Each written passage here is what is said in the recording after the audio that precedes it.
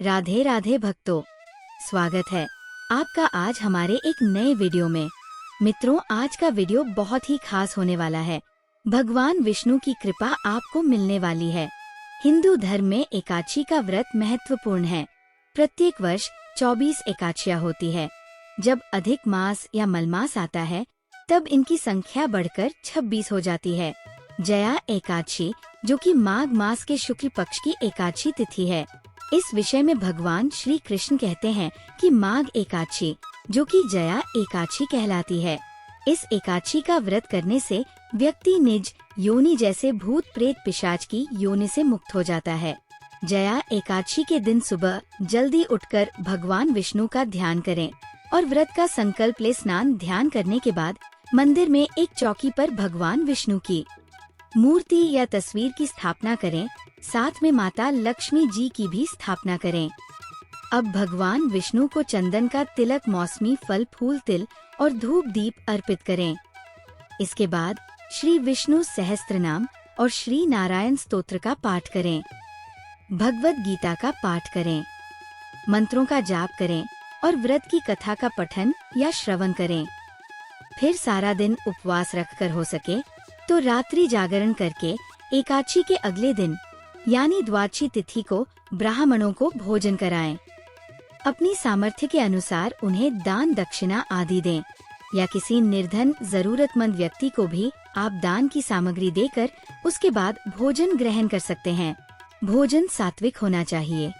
स्वयं भोजन ग्रहण करने से पहले भगवान विष्णु को तुलसी जी की पत्तियों के साथ ही जो भी सात्विक भोजन है या पंचामृत है आप अर्पित करें और उसी को प्रसाद रूप में ग्रहण करके आप उसके बाद सात्विक भोजन करके अपने व्रत का पारणा कर सकते हैं, यानी व्रत खोल सकते हैं।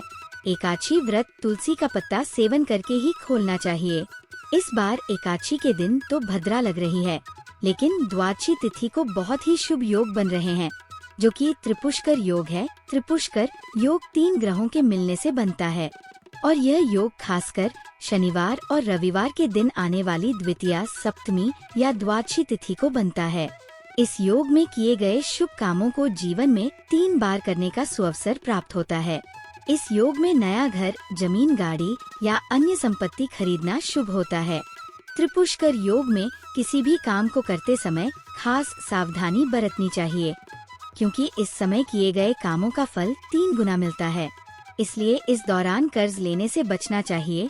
साथ ही वस्तुओं को बेचने या कर्ज देने से बचे कीमती वस्तुओं को खोना इस दौरान बहुत ही अशुभ माना जाता है। 3 गुना लाभ मिलने वाले इस योग के दौरान धन संबंधी शुभ काम करने चाहिए। पूजा पाठ, दान या फिर धार्मिक यात्राएं करना शुभ हो सकता है। कीमती चीजों की आप खरीदारी कर सकते हैं। इस योग के दौरान जमा किया हुआ पैसा भी आपके लिए शुभ फलदायी हो सकता है और भविष्य में आपका बैंक बैलेंस बढ़ने की संभावना ज्यादा होती है। और त्रिपुष्कर योग में कभी भी कर्ज लेने से बचना चाहिए, क्योंकि अगर इस योग में कर्ज लिया जाता है तो वो जीवन भर चुकाने में बहुत मुश्किलें आती हैं, या कभी कभी ऐसा होता है कि जीवन भर कर्जे में ही डूबे रहते हैं। और अगर इस योग में किसी को मन, वचन और कर्म से कोई दुख पहुंचाया जाए, कोई हानि पहुंचाई जाए, तो उसका परिणाम भी स्वयं ही जीवन में 3 बार भोगने को मिलता है। अब जानिए एकादशी व्रत की तिथि, शुभ मुहूर्त और भद्राकाल के समय के बारे में। साथ ही आप जानेंगे भद्रा का वास इस बार कहाँ रहेगा। इस बार माघ शुक्ल पक्ष की एकादशी तिथि 7 फरवरी शुक्रवार रात 9:02 से प्रारंभ होगी। इस बार भद्रा का वास स्वर्ग लोक में रहेगा, इसलिए ये भद्रा पृथ्वी लोक पर अशुभ नहीं रहेगी। इसलिए आपको भी इस बार भद्रा का विचार नहीं करना चाहिए और कोई भी पूजा पाठ हो, दान हो या व्रत खोलना हो या कहीं जाना हो, आप अपने काम आसानी से इस दिन कर सकते हैं। ये थी आज की वीडियो। जानकारी अच्छी लगी हो तो वीडियो को लाइक करके इस दिन हमारे चैनल पर कथा भी जरूर सुनिए।